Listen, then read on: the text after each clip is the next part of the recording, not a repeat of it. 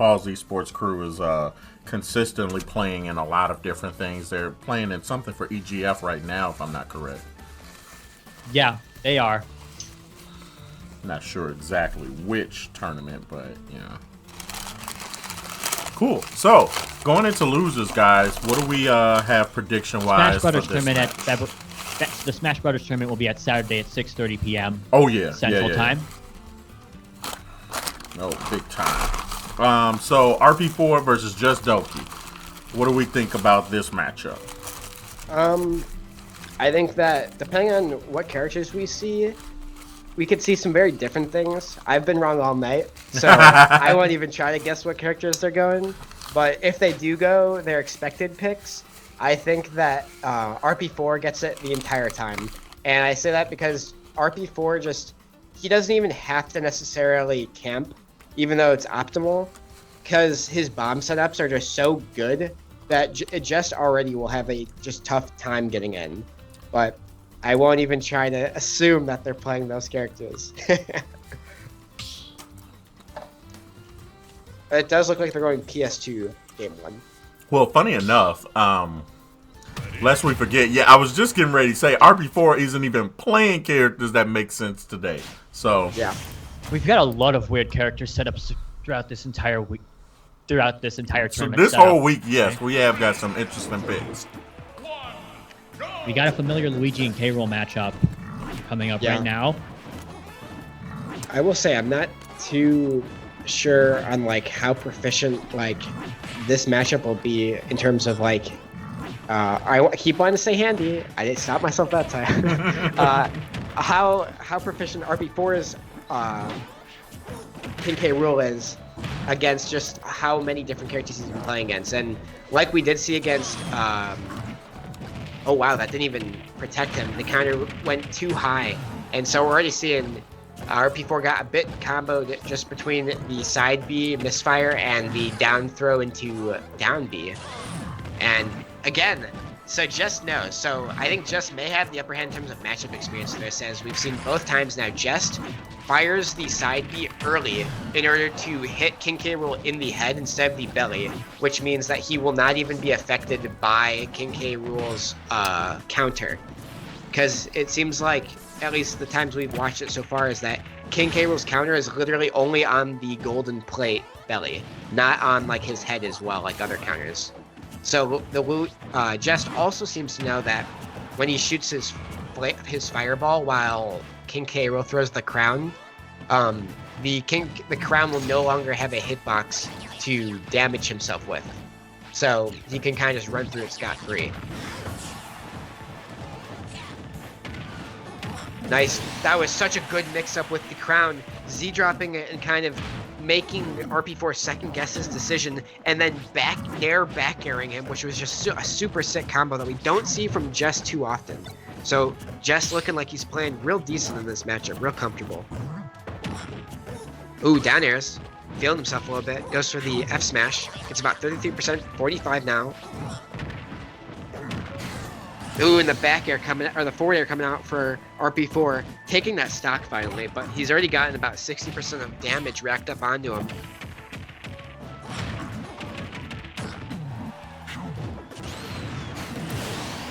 And there it is, another stock taken by Jest, who I think this is probably one of the most comfortable starts of a tournament match I've seen him in a while. I don't really think I've seen him this comfortable in any high level tournament match. He's definitely functioning, in a way where I think he can play his play style.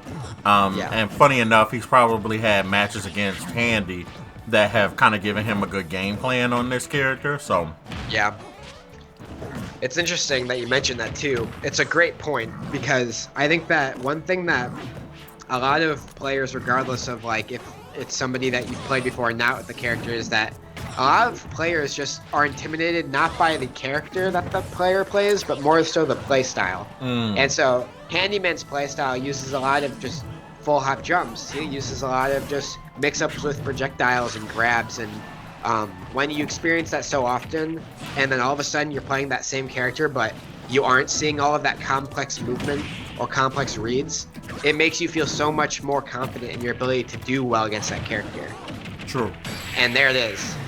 Yeah. Really good stuff from Jess. That was a read and a half, because that really shouldn't have been true. I always say that, and it never seems to work out, but I think Jess is just so keen on where players can go, what the maximum distances they can try to squirm out of it. And right here, we see him go down. He gets him off stage for a bit. He lets him recover because he knows Luigi just can't really edge guard. Escapes the kill confirm. Again, down throws. Reads the fact that he goes left instead of right, and just side and down Bs. No, I think we're seeing a lot of good technical stuff from Jess tonight. You know, granted, RP4 has not whipped out Link just yet, but Exactly. you know, Jestdoki, I think we're seeing a lot of watch him make the technically right decisions, given the opportunity. Right now, Yeah. of course, this is all about, you know, for the people who somehow both are Smash Brothers nuts and are sports nuts. It's just like the Super Bowl last week. You could be good at something, but that depends on if your opponent lets you do those things. Exactly. So, you know, I think, again, you know, RP4 has a couple of characters he's kind of rotated around in the past. And there we go. So we see Ganondorf now. So I really don't know what to think or say. It's been a long time since I've watched him bring that character out. Yeah, so because of how I know RP4 is a Link fanatic, and so I'm just going to assume his Ganondorf is cracked. I'm just going to assume it's crazy good, because with how good his Link is, how could he not be good at the villain, you know? And Ganondorf's a very fundamentals-based character, which RP4, as like we all know, like in terms of just his character skill, with like Link and just his skill at Smash in general, it's very high. And so I think that we could see RP4 do really well if he's able to force hard reads onto Jest, but at the same time, it may be a similar situation where Jest has played against Xeno. And there it is. That's what I was kind of hinting at earlier, was that if RP4 can force those types of hard reads, that he knows Jest may go for like a cheeky side B cross stage, or some other type of read. Ganondorf is like, that's why Ganondorf isn't worse than a character like Little Mac per se, is because Little Mac can, like, sure, in theory he can combo you and F smash through your moves and all that, but he has no recovery. Whereas Ganondorf, sure, he can kind of get gimped in a similar fashion. At least he doesn't rely on like not being thrown off stage. Like, he can recover and he can still kill you unexpectedly. And I think that's what RP4 will be leaning on, is those kind of unexpected attacks. And those hard reads as well. Oh, goes for that up smash. Shield so low. Right now he's essentially up a stock. Yeah. Almost two. There it is.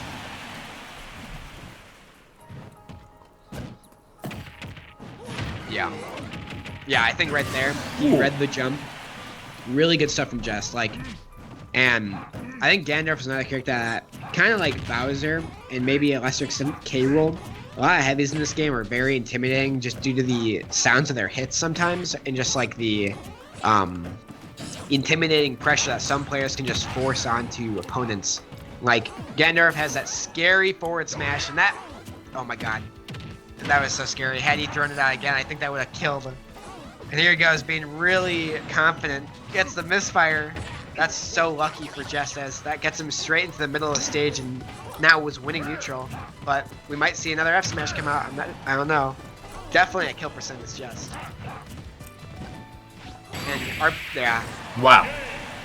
Nice fall through platform fair. And I was just going to say that RP4 is at a point where he's so low in percent that he can afford to kind of throw out as many hard-hitting moves as he wants, because pretty much all of Ganon's moves are hard-hitting moves, and if one of them hits, it'll probably kill Jest.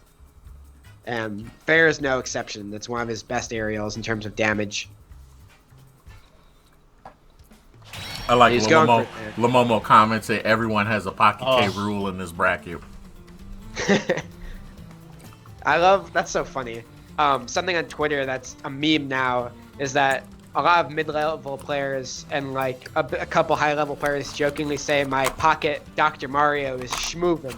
And it's gotten so funny to the point now whenever I hear somebody say like a pocket character, all I can think is like that meme is just like that everybody has a pocket K roll. They're all schmoovin'.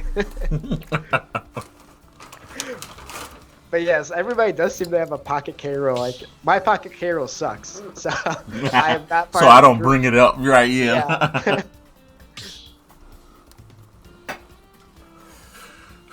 All right, just as a reminder for everyone at home, this is the best 2 out of 3 set. So winner of this next match goes on to losers finals. And he's sticking with the Ganon.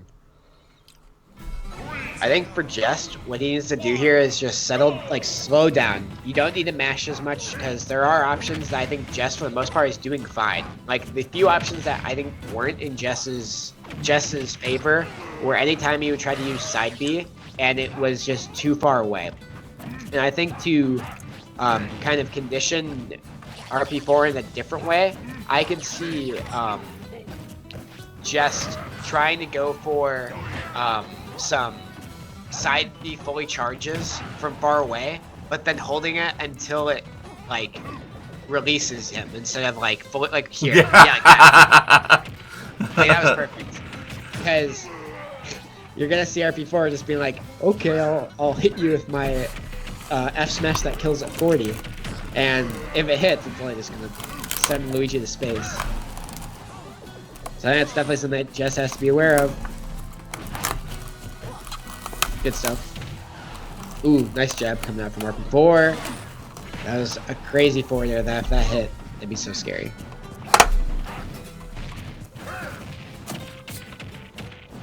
All right, we're seeing Jess kind of get into the swing of things here. Ooh, there we go.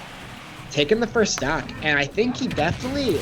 Oh, never mind. I was just gonna say he looks like he's not trying to make too many rash options, but does go for the charged aerial side B.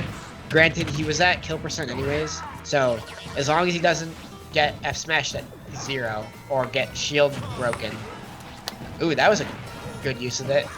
Tricking RP4 into thinking he would be able to down air him from up above, but because there is no real disjoint on that dare, he really had no chance but to get hit by the side B. And it's still pretty even, but I think that just able to get those confirms that he gets with a down throw into down B, he might just seal the second stock. Ooh, we're back into this forward aerial game. Yep. That's so intimidating.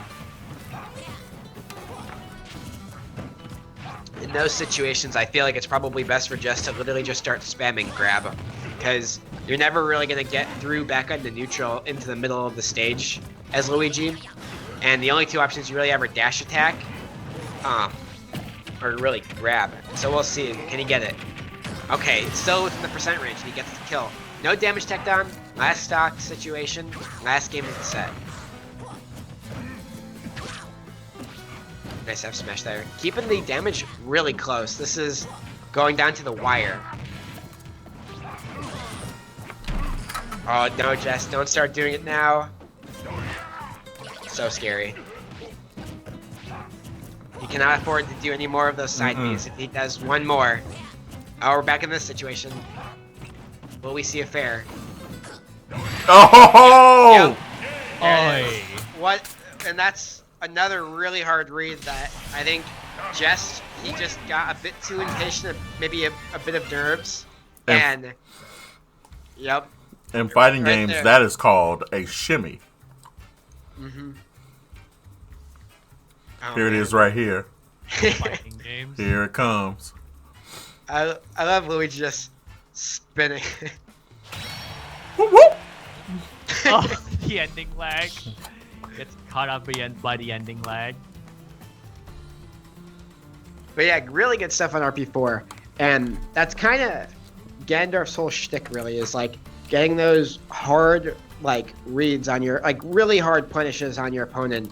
And, like, it can be really fun to watch because it really does show, like, the Ganondorf has to play semi-patient to wait for those instances where, okay, I know I can punish you. But if he misses it, which a lot of times he can, just because characters are fast in this game and Ganon is slow, so you have to really time that well, and that's what RP4 did. All right, Luxray NYC coming up next as the other combatant in losers finals.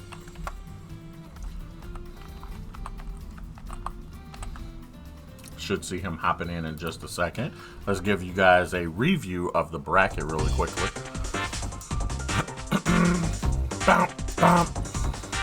All right, so you guys just got done watching a highly competitive match between Jestdoki and RP4, resulting with RP4 coming out on top with a 2-1 victory. Now our number 1 and number 2 seeds are getting ready to face off in losers finals. For everybody that's just tuning in at home, this is a best 3 out of 5 matchup. Getting ready to get started in just a second. We're waiting for Luxray NYC to come in.